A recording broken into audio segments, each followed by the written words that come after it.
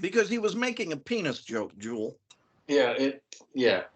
What? Magnificence. Okay, just tell me when we start recording. Oh my Toy god. boat, toy boat, toy boat, toy boat. I'm resident of following for YouTube. Jill Sades, that's Patrick, my buddy Patrick McCray, my buddy Alan Gallant. Just tell me when we start recording. We've been recording. At least for the past 27 seconds. Jewel needs more bronzer. Look at the guy. Come on. Nah, I need more bronzer. For sure. For sure. There's nothing wrong with a little more Bronson in your life. Bronson. Bronson, yeah. Anyway. Destroy Argos, release the Kraken. That's right. There you go. We're here to review the movie The Magnificent Seven. I think I've covered this on this channel before, but it's okay to revisit a movie. Actually, a great one. This is a remake or retelling of The Seventh Samurai, which, by the way, they did sue John Sturges for this, the people who made Seventh Samurai, and they won. So I do love this movie in every way. It's a great film. When did you guys first see The Magnificent Seven, Patrick? Tonight, of course, Jewel. That's why we're watching it. I gave you a list of films I had never seen. Cruising is the main one I said that I had never seen. You said that's the one you got to see first. And I said, let's put that off. And so you started with, and I was pretending not to, the Al Pacino movie Cruising. You said it was one of your favorite films. You had the Aladdin lunchbox when you were a kid. Look it up. But I said Magnificent Seven, the Dirty Dozen, and The Great Escape were three movies you mentioned a lot, along with Cruising, that I had never seen. And so, Alan, when did you first see this movie? Must have been. Joel, you've never mentioned Cruising. I know. I'm like, now Cruising, I've seen at least a dozen times, but It's a great Magnificent movie. Seven, I've probably only seen 3 or 4 times over the years. Every time I go into sort of a Western mood, it's one of the top ones. But first time I saw it was probably 15 or something like that. 1975, 76, somewhere in there. yeah. When, well, first of all, this is an amazing cast. We have Yul Brynner, Steve McQueen, Charles Bronson is here, James Coburn is here, Robert Vaughn is here, Eli Wallach is the heel who plays. This is not his only heel. This is not his only heel role. I'm waiting on Horst. Yeah, that's right. Bring on the Horst. The horse. What did you guys think of? First of all, the cast of this movie. What did you guys think, Alan?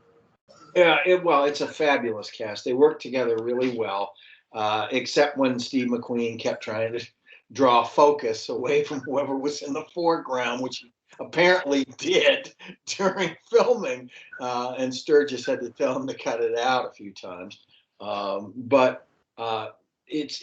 This film made several actors' bones in terms of film work, and also what future success they would have. James Coburn, in particular, had only done a couple of films before this, and this was kind of a breakout film for him, and internationally, because this film did so much better overseas than it did in the United States on initial release.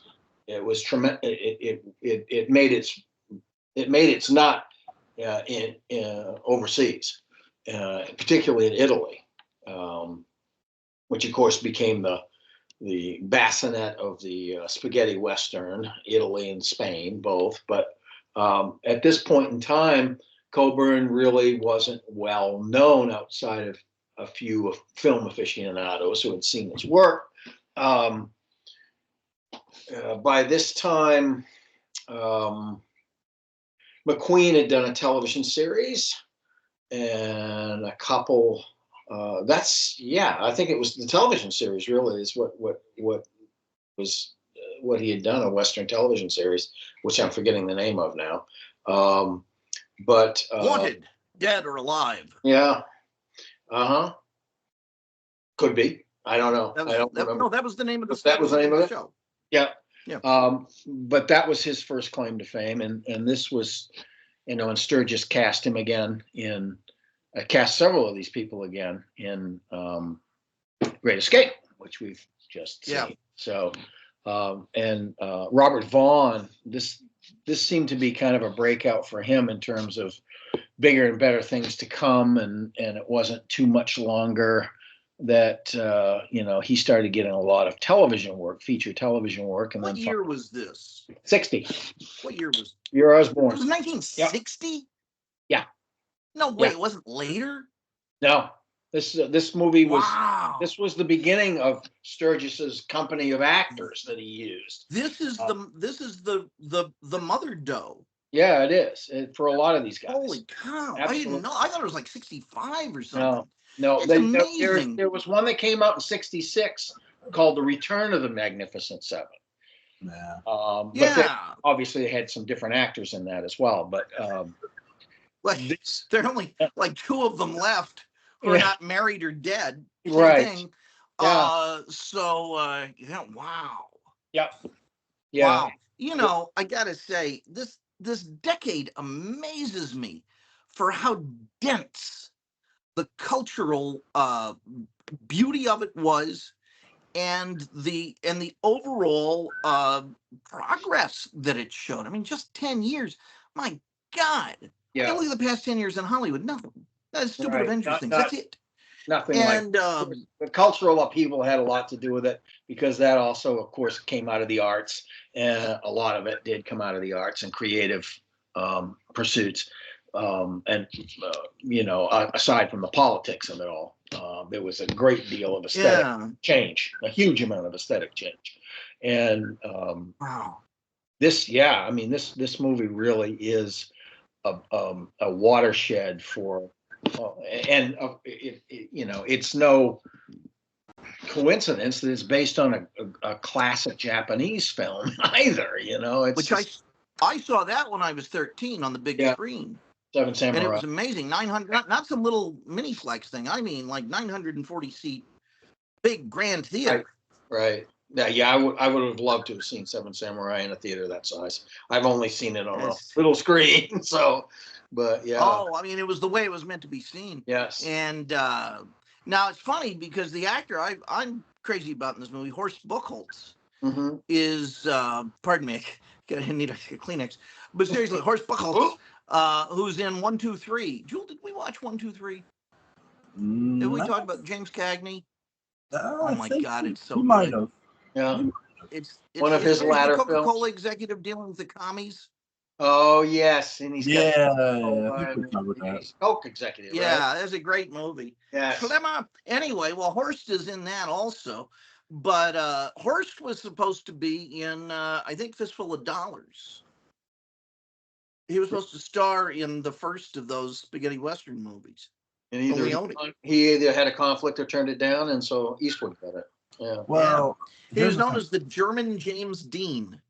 He was very good. I mean, he's exceedingly well, and you really don't know he's German either. I mean, he doesn't have an affect either vocally or he's not oppressing anyone or anything. Yeah, he's not. Yeah, he's not oppressing anybody. He's not like Eric Burdine. He's not writing a manifesto. Eric Burdine has total German energy. He's arrogant. He's withholding. He's everything. That's who Ayn Rand wanted to play Howard Rourke, and like maybe it was John Galt when they were first doing. They're trying to do Atlas Shrugged. Albert Ruddy had the rights, and then she found out his politics, which were sensible, and she went nuts and wouldn't have anything to do with him. Yeah. You had to have that Gary Cooper level of crypto fascism. Yeah. To really pass the sniff test. Well, you also had to be so ideologically poisoned that you'd sleep with Ayn too. I mean, that was one of the requirements. Did Gary Cooper sleep with Ayn Rand? God knows. Did he sleep with Ayn? I don't know. Wow.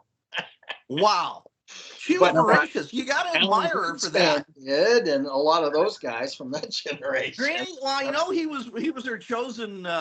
Jewel loves this part. I know he was her chosen, like, economic intellectual Yes, heir. of course. But I didn't know that. I wonder if she slept with. Definitely one of her Oh man! little naked students, like in the classic Greek sense. Wow! Wow, Leonard Peikoff, we hardly knew you. Yeah. Oh wow! What a gal! To touch on Fistful of Dollars for a minute, huge. I'm going to give a huge shout out to our mutual friend Butch Rosenbaum, because me and Butch had covered the Dollar Trilogy. Yeah. And Butch had mentioned that the initial script for Fistful of Dollars sucked, and he was quoting Charles Bronson. Bronson turned it down. Fonda turned it down. That's probably why Horst turned it down. Because the script was just not up to snuff. Yeah, at the initial script, it was bad. There's actually a video Butch had me look up that was initially going to be a part of the film, and they added it later to make it look like Clint Eastwood. It doesn't look like Clint Eastwood, and Butch brought that up. Right. It's really interesting how many actors, and they're talking about remaking that movie too, and it's like, well, you clearly shouldn't have the same problem you had all those years ago with the script being bad. You wouldn't think. But the whole thing is the end product is so good. It's so amazing. I would find it myself ill-advised to take it on at this point. They're just, you don't rewrite Moby Dick. Yeah. Without substantially changing it, they're just like, why?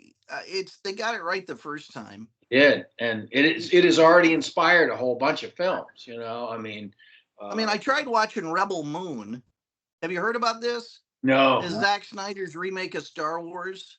Oh no. Yeah, it's on Netflix or Amazon, one or the other. It's unwatchable. Yeah, it's unwatchable. It's unfortunate it was made at all. It's Zack Snyder. It's Zack Snyder. That's what I said. Yeah. What did I say? Something else? No. Oh yeah, Zack Snyder. Yeah. But getting back to Zack the point. Snyder. I'm sorry, but if Zack Snyder remade a Zack Snyder movie, would it turn out being good? I don't know. Would it turn in on itself like a negative towards a negative? He in a sense, he already did. He in a sense, he made that zombie movie. I think it was for the Sci-Fi Channel, and basically it was a remake of Dawn. It was almost a remake of Dawn of the Dead, a movie he remade. Which is a remake. So there's your regurgitation factor. Yeah, that's like someone eating their own product of attacking to succumbing to an attack of nausea, and then coughing it back up again. Coughing it back up into a pan. Let's bake it and see what comes This is horrible. This is horrible. We're supposed to be talking about heroism and friendship. We're talking about Zack Snyder eating his own twice digested issue. Yes. Oh my God. Anyway, yes. Back to Joel, are you proud of yourself? No, I'm never proud of myself. Anyway, back to this movie. Back to the Magnificent Seven.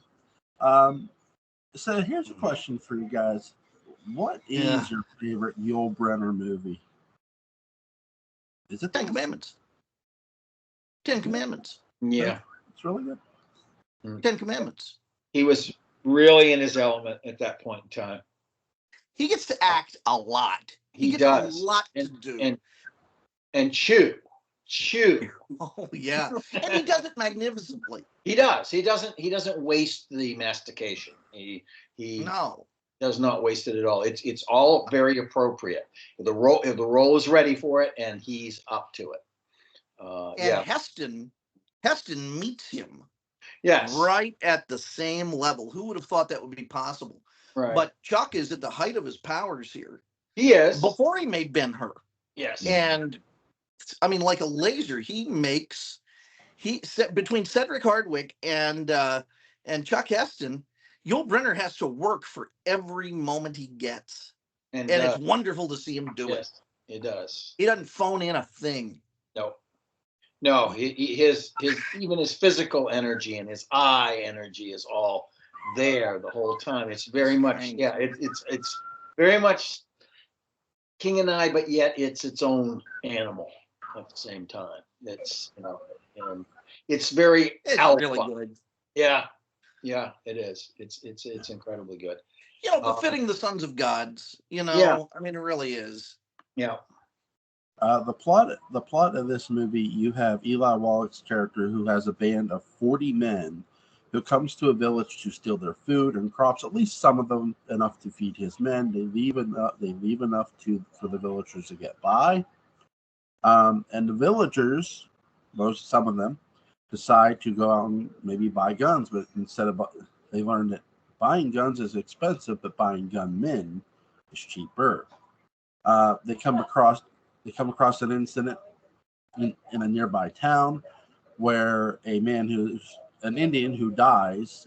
Nobody's going to bury him. Nobody's going to take him up to Boot Hill. And Yul Brynner says, "Oh, if the driver's all that's holding up, I'll do it."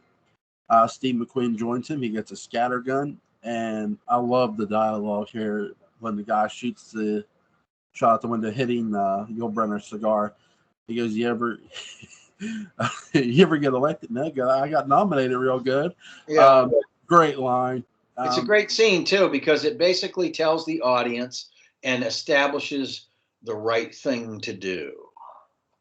It's part of the This movie's all about doing the right thing. It's a morality play, film, whatever you want to call it. In that sense, these are not necessarily highly moral people, but they do have that going for them. That this whole idea attracts them once they talk to these farmers, or once Yul Brynner talks to these farmers, the whole idea begins to attract. Yeah, sure, it's $20. $20 to get your head shot off?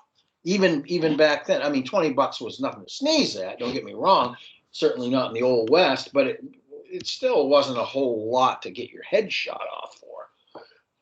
So there was something else going on there. It was like everybody wanted to belong to something at this point. Various people. I mean, Robert Vaughn's character has, PTSD. He's trying to find himself again.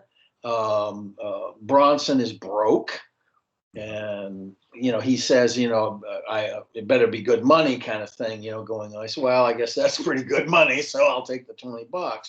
And chopping wood for breakfast. Yeah. And so there are various reasons why these people come to this. One guy thinks they're going to make a gold strike or something, he's kind of fascinated by that. But still, there's a brotherhood that forms there. And there's more than their individual aspirations or desperations going on here by the time they lay out of this town. James Coburn's character, Robert Vaughn's character, the guy who was looking for the gold mines character, and not Bronson's character, but James Coburn's character, all knew Chris. They all knew Yul Brynner's character. Right. Some of them did. There's a connection. Bronson's character didn't. Then that's what's interesting too, because they say about, hey, you cost a lot. He goes, yeah, I do cost a lot. And he says, and they're walking away. And he goes, you know what? $20 sounds like a lot. Right now is what he said. Right now. Right now. That gives you something in a very economic dialogue. It tells you a lot about what his circumstances are. Yeah. So I did find that, and I did watch the remake here I think a year after it came out with Ethan Hawke. Denzel Washington. Denzel, Ethan Hawke. Yeah. Not as good as this, but Peter Dinklage in that. What's that? Is Peter Dinklage in that? I think he is. I think he is. He should have been.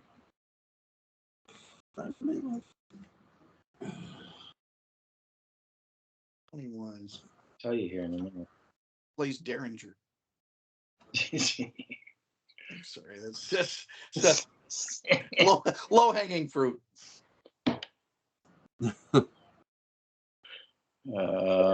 Cast.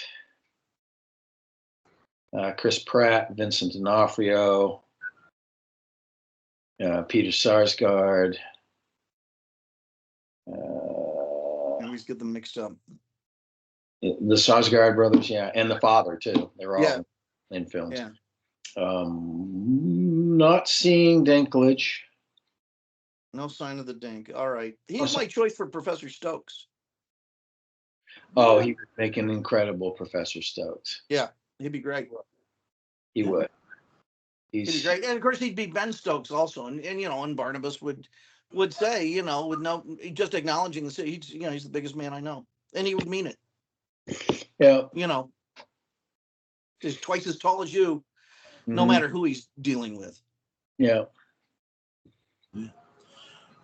What did you guys, when they all finally come together, they go into town, the Magnificent Seven, of course. Well, actually, Holtz's character, I love how Yul Brynner's like, clap your hands together. Because I think this makes that character a lot more important to go in. He catches fish with his hands. What an interesting character development method within this movie. What did you guys think? Oh, it's marvelous. Yeah.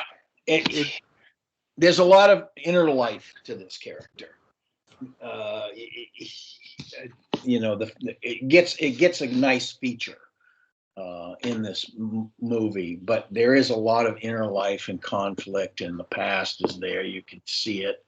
It's written on his forehead practically, you know, what all the stuff that's been going on in his life, and that he's looking, he's out of place and looking for a place.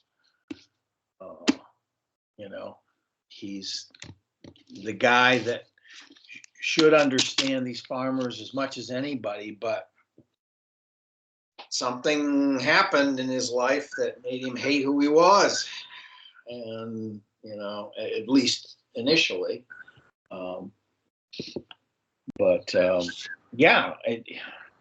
Every one of these characters has something that is really juicy in terms of character. Something is going on with these guys, and they don't. For instance, when we first see Robert Vaughn's character, we see him sort of in the semi-darkness as the door opens up, and he's making himself at home, you know, in somebody else's room. I'm waiting, you know, and this whole thing, and then he poses the questions, you know, how much money is it going to be, and this, and that, and the other thing.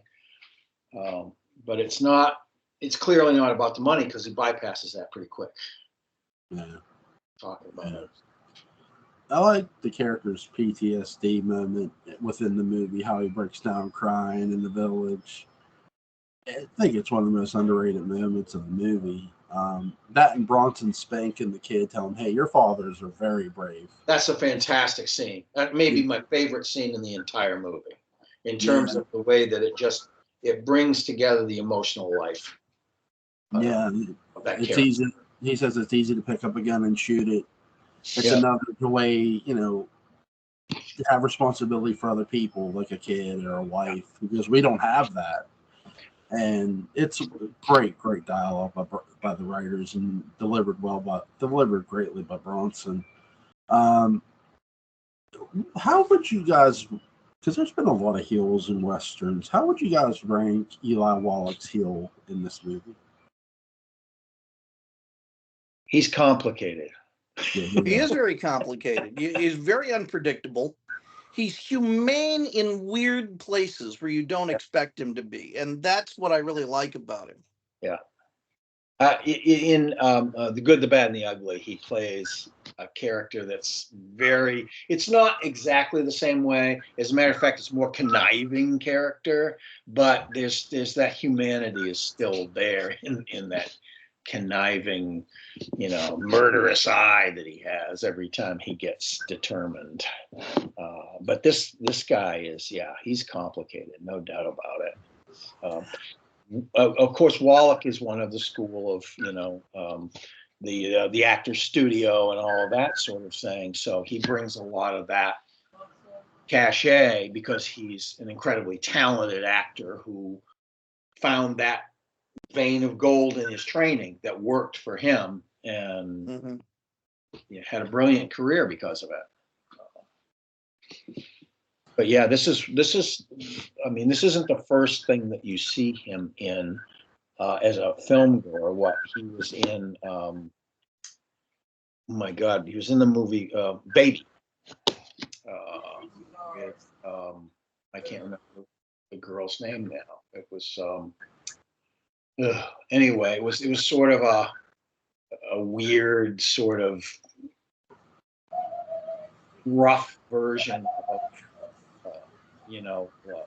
the inappropriate romance thing going on. With this young woman and this older, more experienced man, and it was.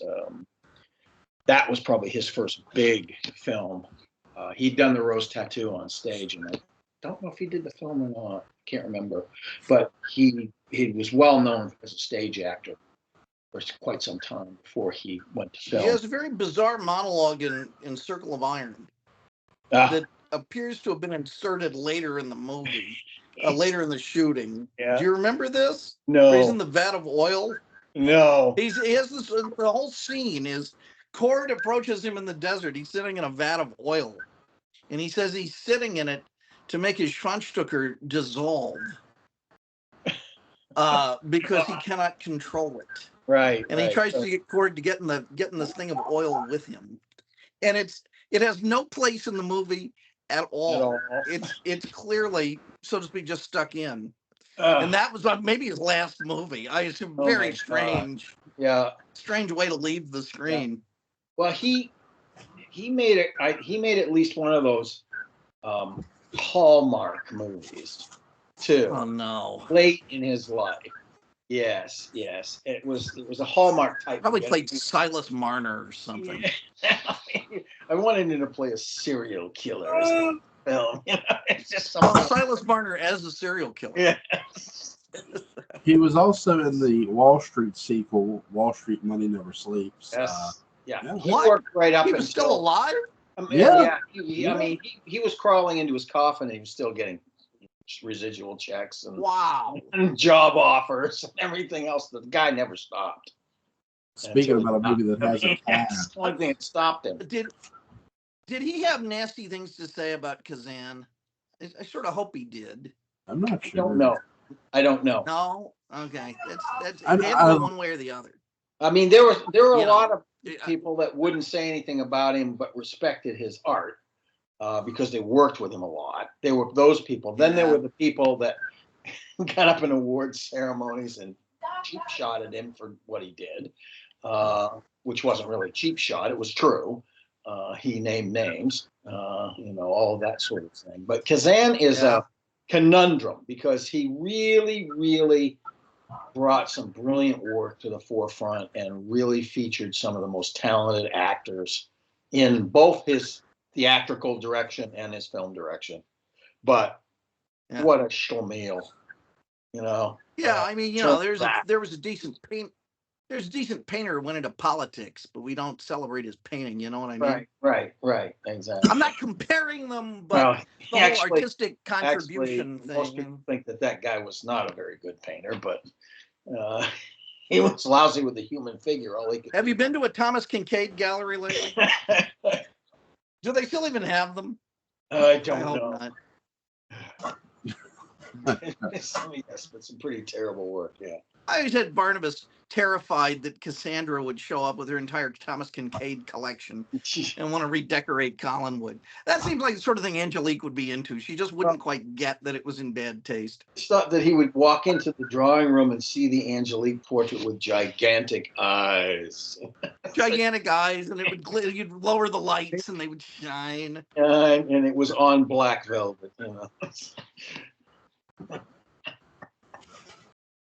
But yeah, in a nutshell, Wallach was brilliant, and he brought his own ability to characterize complexity that way, and to be and to be contradictory without making it seem false. Yeah.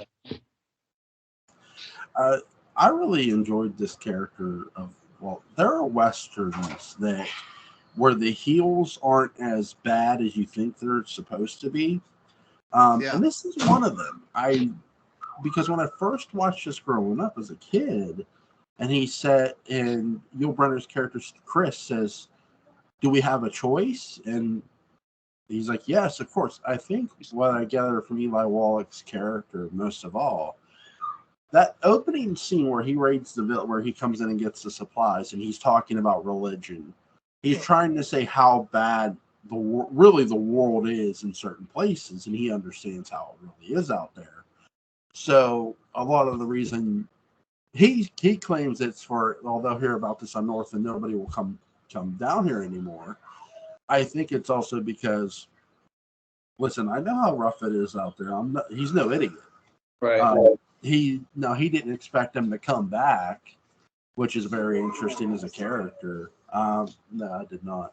But I really love his. Yes, I am. I really like his heel persona, and I like the other side of the coin too, because it lets you know, hey, this character, though he has a soft side, does run this group of men with an iron fist. Is there a type of character called a flat? I don't know. I don't think so. So you have heels, but you don't have flats. You have heels. You have heels, He's baby. being like shoes. You got balls though. Lots of balls. Oh my god. You have heels, baby faces, and there are characters who are shades of gray. And you have jobbers. Uh-huh. Do anything that they're asked to do, basically. Yeah. And occasionally they'll win a Okay. match too. It just sounds like you're talking about women's shoes all the time, Jewel. One of my favorite jobbers. Heels, yeah, that's why I asked about flats. Yeah. Look, some of the best jobbers had some of the most coolest gimmicks. Like, I love Screaming Norman Smiley to death. Interesting. And I unleashed the Kraken this time. I was just making a quick joke, Jewel, and you taught me a lesson. It's going to be wrestling talk now. He did this dance called the Wiggle. I'll never learn. I'm sure he did. Which is interesting. Anyway, back to the Magnificent Seven, where there was no wrestling involved, but there was a lot of gunplay. What would you guys say about maybe, because this is prior to the big spaghetti western explosion? Mm-hmm. Was John Sturgis ahead of his time in a way? Because there's blood in this movie. Yeah, I would say so. If this is 1960, yes. Yeah, there's blood and there's retribution and there is psychological consequences, which is I think the passing of the John Wayne type. Everything is heroic. There's very little conflict, inner conflict. It's all outer conflict. It's showdown time. That stuff. Which even John Wayne was hesitant to make at this point. Mm-hmm. Yes. Well, Wayne had actually made a couple of films where there are actually some interior, either I'm looking at you, the Searchers. Light, I mean. I'm thinking about the Searchers. Yeah, absolutely, the Searchers. Absolutely, the Searchers. Another Blu-ray I own. Great film. Mm-hmm. He was working with some high caliber actors in that film too. He had some pretty good. It's interesting because me and Butch had covered the Bravo trilogy: Rio Bravo, El Dorado, Rio Lobo. Mm-hmm. And we talked about how in Rio Lobo, though it's not a great film. It wasn't as bad as we remembered. Two, out of all three films, it has maybe the best heel out of all three, which is the sheriff. Is it a Ferragamo? No, what's interesting is the description is wrong. When you go and read the description of Rio Lobo, it says the sheriff protects the town. Not the case. The sheriff doesn't protect jack or shit. He's the heel. He's the villain in the movie. Right. He's protecting his own interests, and if that happens to coincide with the town's, that's fine. Well, he's not. He's so sadistic. Like he scars a woman's face up. He slaps around women. He has no problem letting stuff happen. He's not really enforcing. He's enforcing his law, not right what the fair law would be. Interesting. There's a character called Little Bill in Unforgiven that does a lot of that stuff. So yeah, I have that on Blu-ray too. Yep. Interesting. The littlest Bill. The littlest Bill. I like the backstory of how Clint Eastwood convinced the guy who plays Little Bill. I'm going to goof on his name. Gene Hackman. Yes. He convinced Gene Hackman to take the role because Gene Hackman's like, I don't want to make violent movies anymore, Mr. Eastwood. He's like, well, just read the script. It's not as violent as you think. It's more it's more a movie about anti-violence. And I'm thinking, wait, it is because again, the violence has psychological consequences, really bad ones. Yeah, all consequences. Well, they pull off in that movie what I think a lot of horror movies try to pull off, and it's sort of like in Nightmare on Elm Street Part 2, like the kid that Freddy possesses in that movie isn't a bad kid. He's a troubled kid, but he's not as bad as what Freddy Krueger is. He's nowhere near. Sure, that's part of the horror of it. And with Unforgiven, you got all these bad guys in the saloon who are not good men. But here's the thing: they're nowhere near as bad as Clint Eastwood's character is. Right. Even though Clint Eastwood doesn't go around like Snidely Whiplash. No, he does not. He's done terrible things. And that's how he describes it. Yeah, he's done really terrible things. Yeah. With this movie, interesting villain, Eli Wallach. His 40 men are interesting. We don't know a lot about them, but I love how Hoyt's character sneaks in there and like poses as one of the men. That's one of the most underrated things too about this movie. He lets them know what the thinking is going on within Eli Wallach's men. What did you guys make of that? Sort of a hero posing as one of the gang members, and they didn't realize it. It's a classic case of a hero disguised as one of the gang members and them not really realizing it. Right. And the thing is that he takes this crazy chance. He just walks right in there practically. I mean, again, he's trying to prove his mettle. Mm-hmm. Ever since the whole thing about the clapping of the hands, he's, which embarrassed him and humiliated him, which I don't think Chris was intending to humiliate him to that degree. He was just trying to face him off and, that's it. But he got really badly humiliated. So this was sort of an action to take that an intrepid, masculine guy who was capable was able to do, and he was able to do it. Yeah, it's like a rite of passage for these guys, for him, the group. What's you guys' favorite scene in this movie? Well, the spanking scene's awfully good. It is. I was thinking the same thing. That it's almost a monologue, really, because the kids are just kind of crying and throwing in words and all that. But it also gets to the heart of what the movie is all about, the moral center of the film. Yeah, I think the sort of the situation room meeting that they have where he says, nobody would hold us to a contract like this. And he says, that's the type of contract you have to honor. Yep. That's another moral center. That just says the whole movie to me right there. Yeah. Mm-hmm. That's why they're magnificent. Yeah, when they choose to go back, they're not just killers. They're not just hired guns. They have a code. A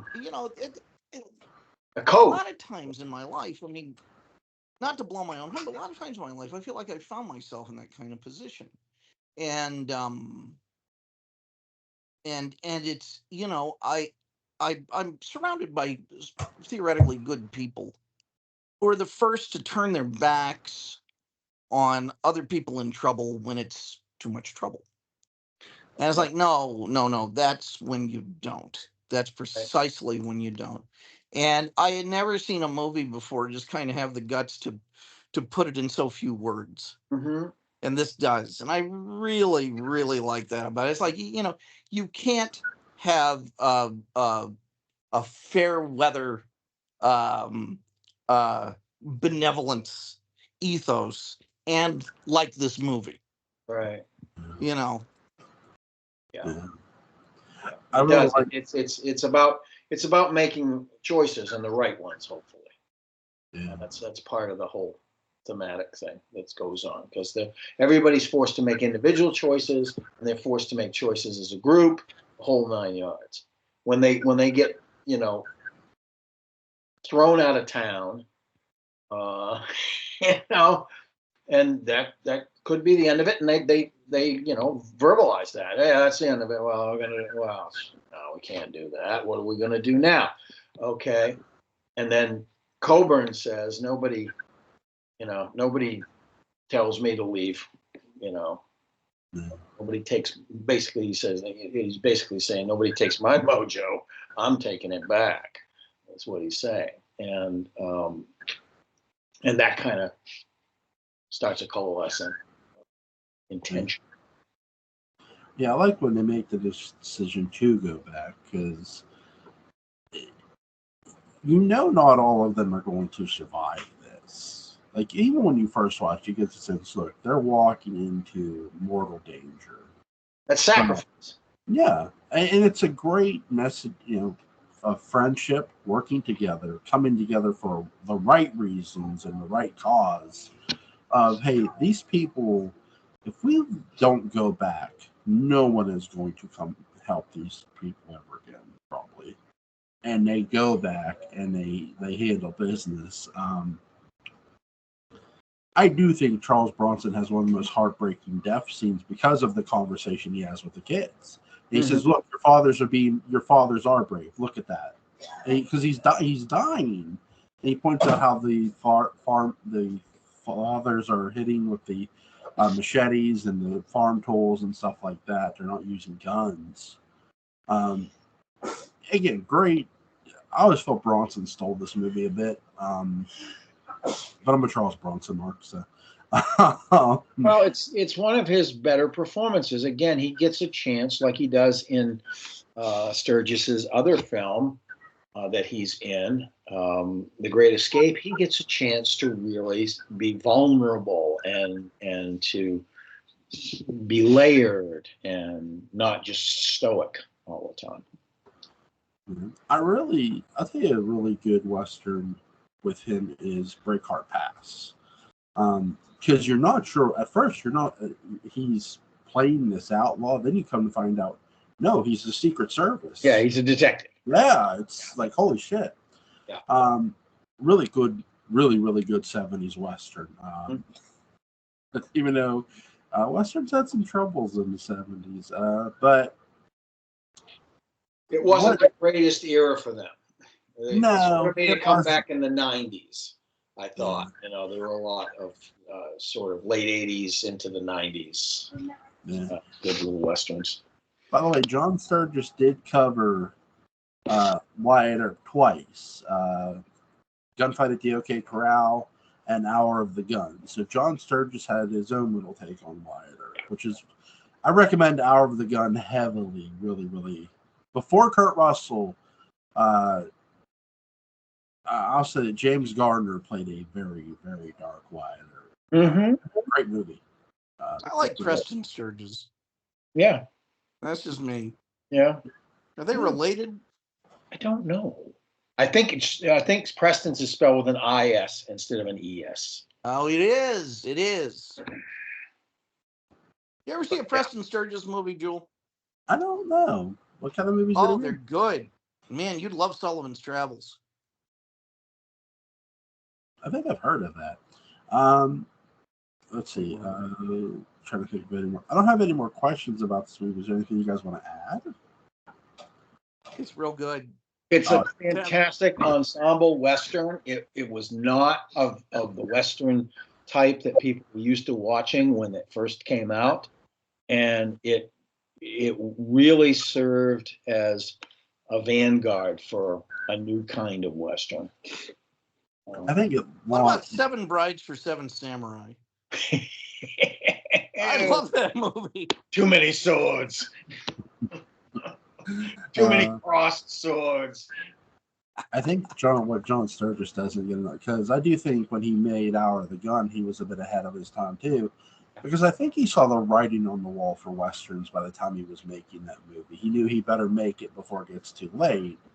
Just like when he made this, he shows blood. There's a lot of the spaghetti western grit is here in this movie in a sense. Yeah, well, he's showing he's showing the psychology of Yeah. these characters, and that they came to be, some of them came to be known as anti-westerns at the time, because they were so different. They were not the heroic, we're Manifest Destiny and Wild West, bang bang, the kind of fun. They're fun films, but they didn't have the psychological depth. Well, not all westerns have a ton of gunfights in them either. No. Unforgiven does not have a lot of gunplay in it. No, just some key scenes. Yeah. There's some key violence in it. But yes, you're right. There's a lot of in-between stuff that goes on. Yeah. And that's the great thing about westerns is they build, the greatest thing you can do with a western is build the psychology of the violence, of what's going to happen. Well, in Unforgiven, there's this whole scene where he and the kid are sitting out of town.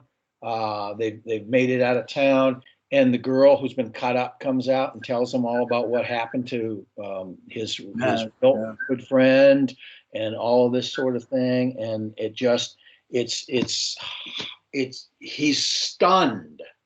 Yeah. He's totally vulnerable and stunned by what's occurred. The Clint Eastwood, William Money, and it's depth. It's John Wayne didn't like Clint Eastwood films because he thought they were anti-American, but that's because John Wayne shied away from depth and he was more into the idea of action, and rather than psychological stuff, he was, I'm going to act, I'm going to do this. And he also knew which side of his bread the butter went on in terms of who he was as an actor, John Wayne. Do you know who he sponsored for the Screen Actors Guild? Catherine Lee Scott. No kidding. Her sponsors were Jimmy Stewart and Catherine Lee Scott. I'm sure for Brannigan. Yeah. Cool. Yeah. Cool. I do think, because when me and Butch were covering Rio Lobo, and when you watch that movie, it sort of marks the end of the era of John Wayne westerns. Because when you watch that movie, it's very dark. Like Rio Lobo is very dark. And Butch had brought up a great point that and I agree with him. He felt that who really impacted John Wayne was probably Sam Peckinpah's The Wild Bunch. And I agree with him. That's the ultimate anti-Western of its time. Yeah. Yeah, great movie. Yes, great movie. But yeah. I have nothing more to add, guys. First of all, is there something you guys want to cover tomorrow? Well, sure. I got a couple of suggestions. Sure. Network. I've talked about it a lot. Have we gotten you to watch that movie? Network? Have you ever seen Network? No. It may be the greatest movie of the 1970s, which puts it in the running for being one of the greatest movies ever made. I mean this. From the greatest year the 70s had, 1976. Yeah. Oh, that's the movie that lost to Rocky for Best Picture, isn't it? Yeah, so did Taxi Driver. So up yours, Rocky. Because they're both better movies. They are both better movies. Stupid, sweaty git. Not you, Rocky. Yeah. Yes, it did lose to Rocky. That doesn't mean a goddamn thing. It's a great movie. And all the more reason, Joel, why you should watch it. Yes. I agree. Let's do Network. It's a fantastic film. Mm-hmm. All right, hold on 1 minute, guys. Give me 1 second. I'll make sure. See if you can get available. Yeah, I found it. I'll send it to you guys. All right. Right. It's an Tomorrow. amazing, Joel, you're gonna love it. It's really good. Is tomorrow 10:30 good? Perfect. Yeah, 10:30 is good. Should be. Just First of all, I want to thank you, gentlemen, for covering this awesome movie. Thank you for doing it. Yeah, Joel. that's Thank you for bringing it to us. Yeah, great suggestion. Great movie. By the way, The Seven Samurai is a great movie too. It is. It totally is. For those who have never seen that, what I'll do is I'll not only find, because I found this movie pretty easy. I'll find The Seven Samurai and links. Hopefully, both links will be in the description box. Right. Also, links to Patrick McCray's Dark Shadows Daybook Unbound. A link to Alan Gallant's YouTube channel, Collins Sport After Dark, will be in the description box. Gentlemen, I'll see you tomorrow night. Take care. Take care, guys. Bye. Oha.